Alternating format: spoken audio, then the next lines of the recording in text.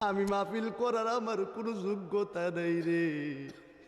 আমি আমার মায়ের দোয়ায় পাবে। আল্লাহু আকবার। আমার মা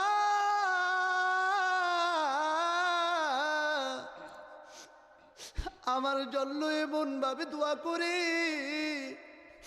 আমি পাই সময় রাত্রে বয়ে গেলি 3টা 4টা যখন বেজে যায়, আমি মাহফিল থেকে বাড়িতে যাই। আমার মা